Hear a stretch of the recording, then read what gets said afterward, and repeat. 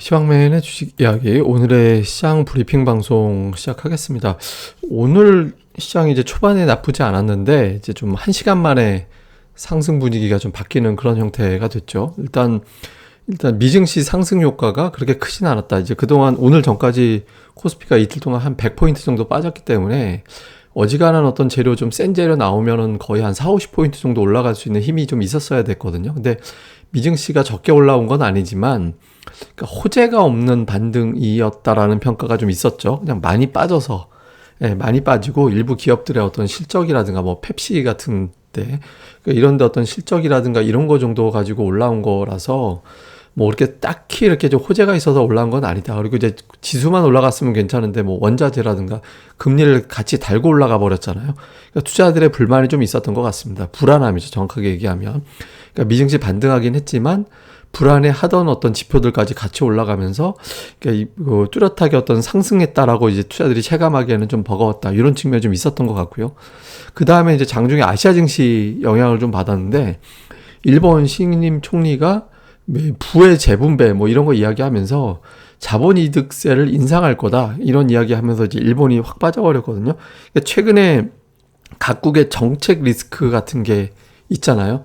그러니까 미국의 지금 부채한도 협상 문제라든가 이제 중국의 뭐 기업들 규제하는 정책, 다음에 이제 부동산 문제 이런 거 있었죠. 그러니까 이런 것들이 자꾸 좀 정책적인 어떤 리스크가 되고 있는데 일본도 저렇게 되면 혹시 문제가 생기는 거 아니냐. 그러니까 일본 내부에서는 굉장히 어떤 반발이 있었다라고 하거든요. 그래서 이게 이제 일본 증시가 또 빠지면서 또 영향을 좀 받았고 그 다음에 이제 뉴질랜드 금리 인상하는 보도가 나왔는데 이게 이제 뉴질랜드 금리 인상 보도를 하면서 그 블룸버그에서는 어떤 식으로 또 나왔냐면 우리나라 물가 지표가 예상보다 더 높게 나왔다. 그래서 아마 한국은행도 연내 추가적으로 금리를 올릴 거다. 그러니까 이런 어떤 예상을 했거든요. 그러니까 지금 정책 변수, 우리 지금 최근에 증시도 불안한데 금리까지 올리면 뭐 이런 어떤 투자자들의 불안함이 좀 자극이 됐겠죠. 그래서 이런 것들이 좀 이제 영향을 줘서 좀 밀리는 그런 흐름이 됐고, 그래서 가장 뭐 근본적으로는 오늘 뭐 증시 밀렸다 어쩌다 할 때 가장 많이 갖다 붙이는 핑계가 이제 인플레이션하고 이제 금리였거든요. 물가가 계속 올라가게 되고 이것 때문에 이제 또 금리가 올라가게 되고 그러니까 이런 어떤 악순환 생기는 게 결국 주식시장에서 자금을 빼는 그런 이유가 되지 않겠느냐. 그러니까 뭐 이런 것들이 이제 투자자들에게 툭 하고 어떤 계기만 던져지면 그냥 지금 이 국면에서는 좀 어렵지라고 해서 이제 매도가 매도를 부르는 그런 형태가 됐던 것 같습니다. 그리고 이제 약간 좀 사이드 재료로는 아침에 이제 뭐 대대적으로 보도되지는 않았는데 이제 어떤 이제 약간 저는 그거 좀 찌라시성 아닌가 싶기도 한데 어쨌든 기사로 나오긴 했으니까 머크사 치료제에 대해서 뭐 약간 일부 부작용을 우려해서 뭐 투자에 신중해야 된다 뭐 이런 식의 어떤 내용들이 아침에 좀 기사로 공유가 됐었거든요. 증권가에서 이런 것도 치료제 모멘텀을 제대로 못 받는 거 아닌가 뭐 이런 어떤 실망감도 좀 있었던 것 같습니다. 근데 그게 이제 그 언론사 이외에는 보도가 안 돼가지고 뭐 팩트 여부는 좀 확인이 안 되는 것 같아요. 그러니까 이제 호재라고 기대했던 내용들이 힘을 발휘하지 못하고 이제 불안한 요인들이 더 부각이 되다 보니까 시장이 좀 밀리는 그런 형태를 보였던 것 같습니다. 그나마 좀 다행은 그러니까 외국인들이 대량 매도해서 빠진 건 아니었죠. 어제보다 절반 이하로 매도했거든요. 그래서 그나마 조금 위안을 삼자면 외국인들 매도가 좀 진정되려나 뭐 이런 기대감을 가질 수 있는 상황이 되는 거는 그나마 좀 요 정도로 보면 될 것 같고요. 그 다음에 이제 아시아 증시 전체적으로 보면 이제 일본이 낙폭 줄여서 1% 마이너스로 끝났고, 이거 우리만 좀 유난했어요. 중국은 휴장이었고, 항생지수도 오늘 0.7%, 대만도 0.4%밖에 안 빠졌거든요. 다른 나라는 또 동남아 쪽은 다 괜찮았고, 그러니까 우리만 유난했어요.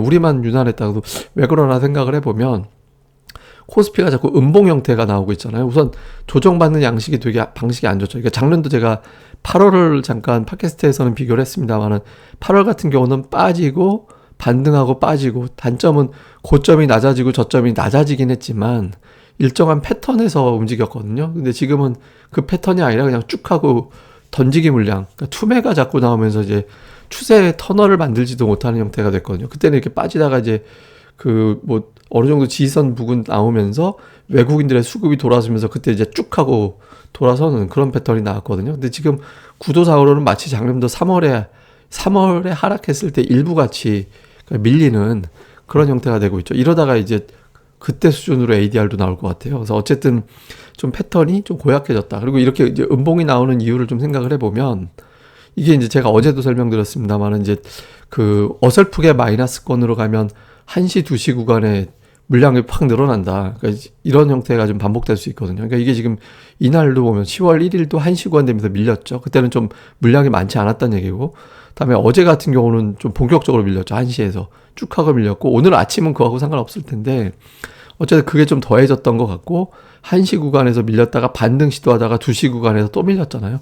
이게 이제 마이너스권으로 지수가 있다 보면 다음날 신용 반대를 매도를 걱정하는 물량들, 그리고 이게 신용만 있는 게 아니라 스탁론이 또 있거든요. 우리가 보통 신용 잔고만 얘기하지만 스탁론 물량도 제법 많거든요. 그래서 이런 것들이 좀 겹쳐 있다 보니까 마이너스권에 있는 날은 오후에 한 타이밍씩 더 밀릴 수밖에 없어요. 예, 그런 어떤 악순환이 반복되면서 종가가 저점이 되는 이제 음봉을 만들어내고 있는 거죠. 그리고 실제로 최근에 보면 이제 신용 잔고 추이인데 이제 줄고 있잖아요. 그러니까 줄고 있으니까 좋죠. 한편으로는 좋은데, 저 줄고 있는 게 매도 물량으로 나오고 있거든요. 시장이 안 그래도 매수 수급도 부족한데 매도가 매도를 더하는 형태가 되고 있죠. 그러니까 이게 그 아침마다 보시면 이제부터 첫 동시효과, 첫 호가 딱 찍힐 때 하한가로 딱 찍히는 종목이 되게 많을 거예요. 예, 그게 뭐냐면 반대 매도 나오는 거거든요.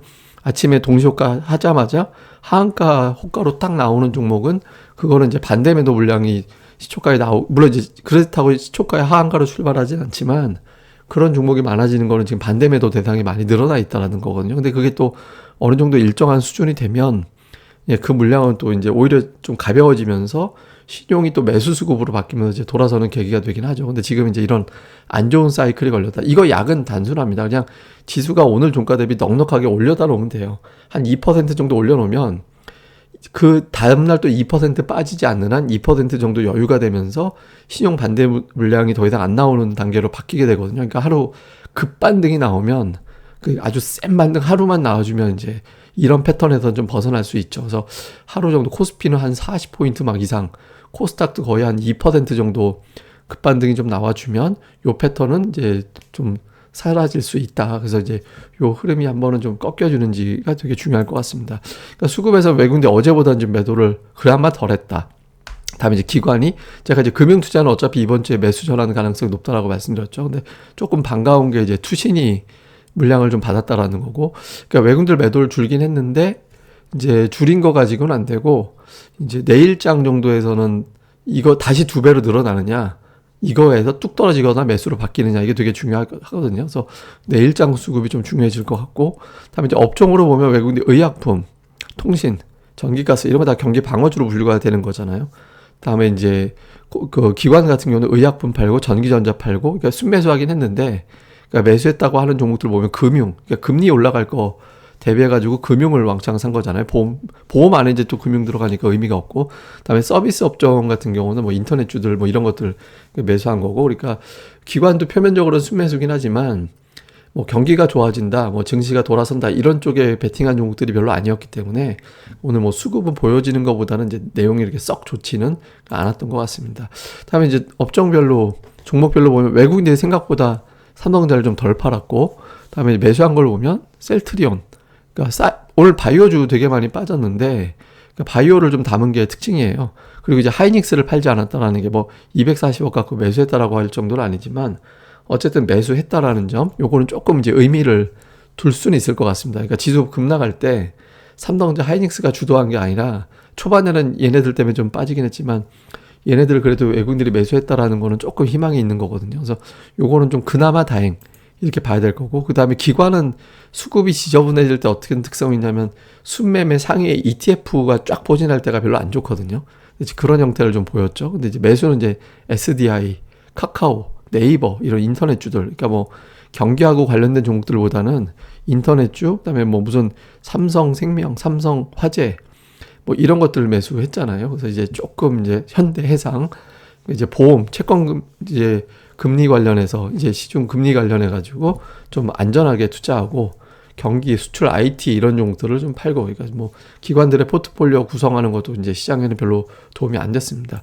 그다음에 코스닥 쪽에서는 업종별로 보면 바이오 계열, 그러니까 외국인들이 그 어제도 그렇고, 어제도 셀트리온 아마 좀 샀던 것 같은데, 그러니까 바이오 쪽 매수가 좀 붙어놓는 그런 특성이 좀 있거든요. 그러니까 매도 쪽은 뭐 최근에 좀 상승 모멘텀이 있었던 뭐 동신세미킨, KH바텍 이런 걸 좀 매도하긴 했는데, 그리고 이제 2차 전지를 종목들별로 좀 매도하는 경향이 있었고, 반면에 바이오 쪽을 좀 매수하는 게 있어서 이게 이제 추세가 되는지는 좀 봐야 될 것 같고요.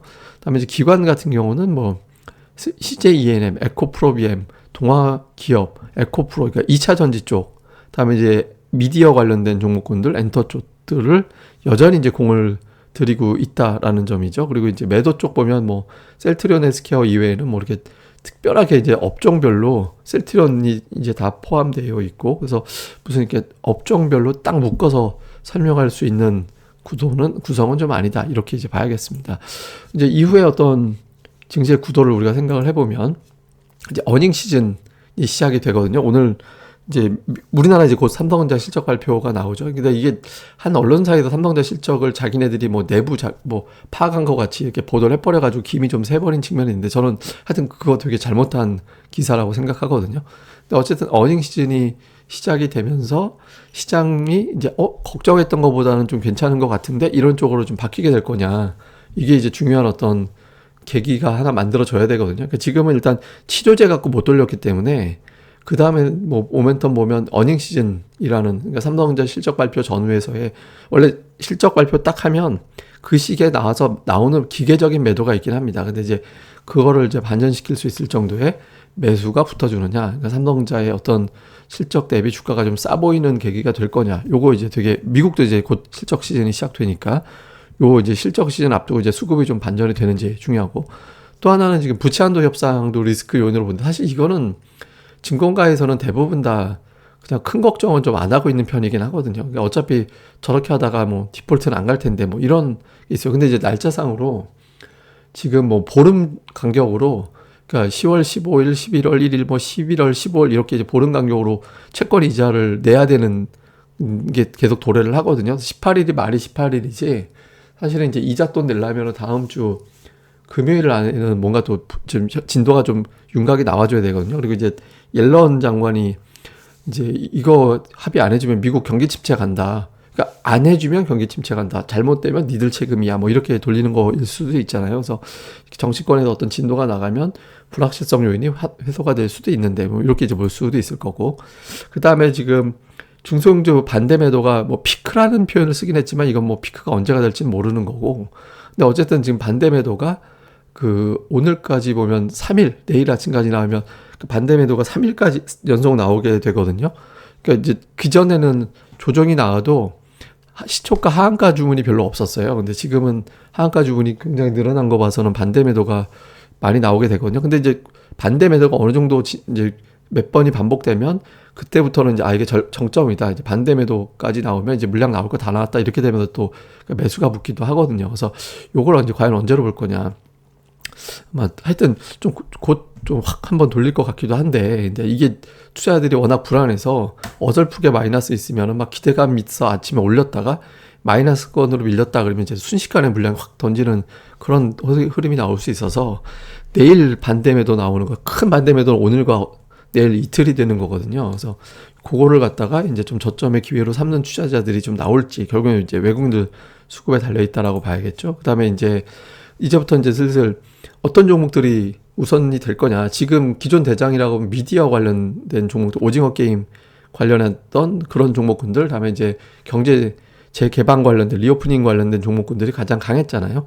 근데 이제 낙폭과대주들도 이제 오늘 같은 경우 제가 몇몇 종목들 보니까 되게 많이 빠졌는데 지수가 급락해도 마이너스 잘 안 가는 종목들이 좀 보이기 시작하더라고요. 그래서 그러니까 이런 종목군들이 이제 좀 돌아선다라는 의미가 있는 건지, 그냥 단순하게 하루 쉬는 건지, 이런 것들도 좀 관심이, 그러니까 거래량이 확 줄지 않았는데도 그러니까 안 빠지는 종목들이 좀 보이더라고요. 그래서 이게 이제 기존 대장주보다 낙폭과대주들이 한번 확 올려줘야 상승 종목 수가 확 늘어나면서 투자자들이 돌렸구나라고 해서 이제 움직일 수 있거든요. 그래서 내일이 됐든 언제가 됐든 코스닥 기준으로 상승 종목이 1000개 이상 나오면서 2% 이상 돌려주면 그때부터는 이제 조금 이제 상황이 좀 반전되는 거다, 이렇게 볼 수 있거든요. 그래서 그런 흐름이 나오는지 그런 것들도 잘 살펴보시면 좋을 것 같습니다.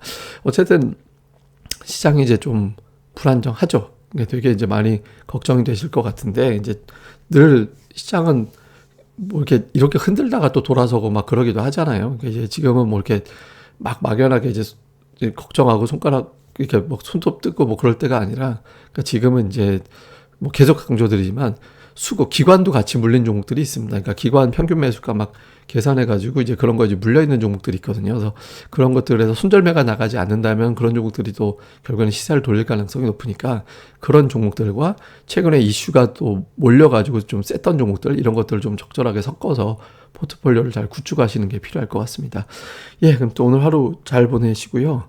예, 저는 또 다음 방송에서 뵙겠습니다. 제가 오늘 사실 좀 개인적인 급한 일이 있어서 평소보다 좀 방송을 좀 늦게 하게 됐고, 평소보다는 조금 내용 정리를 좀 덜 하게 됐는데, 다음 방송에서는 내용을 잘 정리하겠습니다. 예, 그러면 좋아요와 구독하기도 꼭 좀 부탁드립니다. 감사합니다.